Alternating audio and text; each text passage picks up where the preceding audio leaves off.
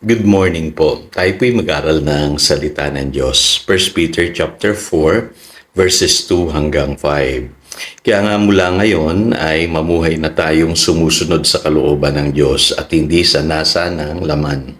Sapat na ang panahong inaksean ninyo sa paggawa ng mga bagay na kinahuhumalingan ng mga hintil.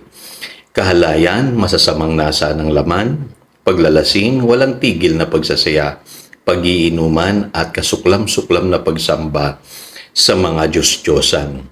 Nagtataka nga sila kung bakit hindi na kayo sumasama ngayon sa kanilang magulong pamumuhay, kaya kayo'y sinisiraan nila. Ngunit mananagot sila sa Diyos na hahatol sa mga buhay at sa mga patay. Living for the will of God. Alam niyo po dito po sa mga verses na ito, magkakaroon kayo ng idea kung paano binago po ng Panginoon yung mga unang Kristiyano.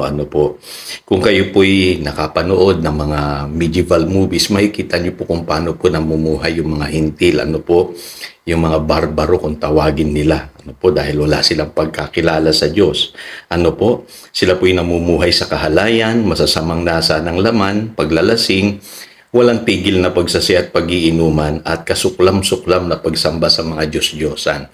So yun po yung kanilang buhay dati. Pero nung naging Christian po sila, nung na-born again po sila, sila inusig ng mga taong dati nilang kasama sa magulong pamumuhay kasi nakakita sa kanila yung pagbabago. Kaya alam niyo yung mga early Christians, talaga po totoo silang na-born again eh. Kasi kitang-kita po sa kanila yung pagbabago. Biruin niyo, iiwanan nila yung dati nilang pamumuhay kapalit ng isang bagong buhay sa Panginoong Hesukristo. Kaya alam niyo po, yun po yung tinatawag na living for the will of God. Kasi sa panahon natin ngayon, madaling sabihin, ako'y na-born again na, ako'y Christian na. Kaya lang, nakikita ba sa atin yung pagbabago?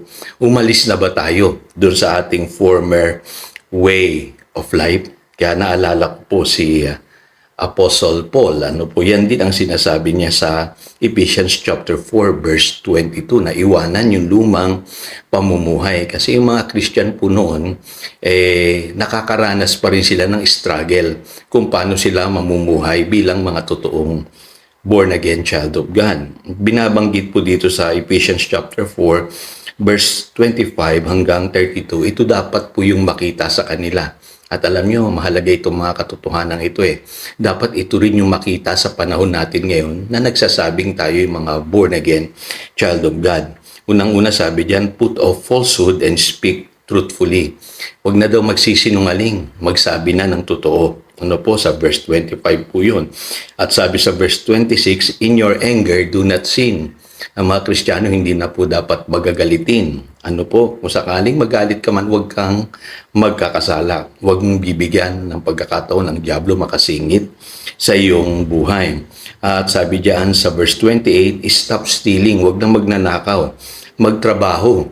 Doing something useful para pagka ikaw ay kumita, makatulong ka naman sa ibang tao na nangangailangan. Have something to share. Sa verse 29, sabi diyan, alisin na yung unwholesome talk, yung mga walang kwentang pananalita. Sabi diyan, but only what is helpful for building others.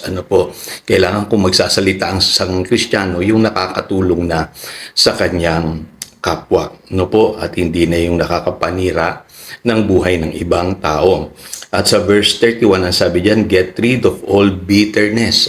Sama ng loob, rage, yung pong galit, and anger, brawling and slander, pag-aaway-away, at pagsisiraan. At ang sabi sa verse 32, be kind and compassionate to one another, forgiving each other just as in Christ God forgave you. So, yun ang dapat tabuhay nating mga Kristiyano. Kaya lang, malaking tanong, maraming mga nagsasabi na sila ay Kristiyano pero hindi po nila iniiwanan itong dating pamumuhay. Kumbaga, hindi sila katulad ng mga Kristiyanong na tinutukoy ni Apostle Peter dito sa 1 Peter chapter 4 verse 2 to 3, na iniwanan na yung lumang pamumuhay. At yan po ang question sa isipan ng marami. Totoo ba talagang na born again? ang marami sa atin ngayon. Alam nyo, isang bagay na matututunan natin sa buhay ni Zacchaeus na mababasa natin sa Luke chapter 18, makikita nyo sa kanya yung totoong pagsisisi. Kasi yung totoo pong pagsisisi, may kasama pong restitution yan. Ang sabi po doon sa verses 8-9, "Look, Lord, here and now I give half of my possessions to the poor. And if I have cheated anybody out of anything, I will pay back 4 times the amount." So, mapapansin ninyo na si Zacchaeus, hindi lamang siya nagsisi. Ginawa niya yung tinatawag na restitution. Kumbaga, ni-repair niya yung kanyang pagkakamali. Nangako siya na isasaayos niya yung kanyang buhay at itutuwid niya yung kanyang pagkakamali. Ilang kayang mga Kristiyano makakagawa ng ganyan? Madaling magsalita sa entablado na sabihin natin na ako'y born again, child of God na, ako'y Christian, wala na akong bisyo, lumayo na ako sa mga maling gawain, iniwan ko na yung aking maling pamumuhay. Kaya lang paano naman yung mga taong nasaktan mo? Paano naman yung mga taong ginawan mo ng masama? Paano naman yung mga pagkakamali o nasira mong mga bagay na kailangang ayusin mo, pag-isip ko siguro kayo sa pagkakataong ito. Kasi dapat po, kung talaga totoo tayong nagsisi, ay isaayos din po natin yung mga pagkakamali o mga bagay na nasira natin dahil po sa ating mga nagawang kasalanan. At yun po ang ginawa ni Zacchaeus, or Zacchaeus, sa English. Makikita nyo, gumawa po siya ng restitution. At anong ibig sabihin yan? Kasi alam niyo po, sapat na yung panahon na ginugol natin sa paggawa ng mali.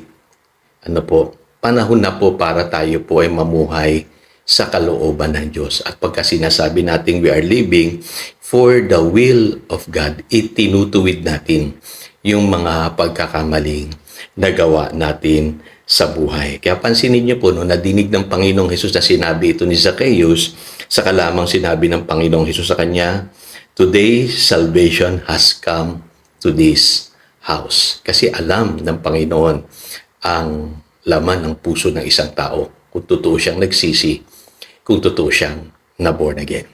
So again, ito si Pastor Jojo nagpapaalala, pangdaluyan tayo ng pagpapala, manatili tayo sa kanyang salita. Good morning.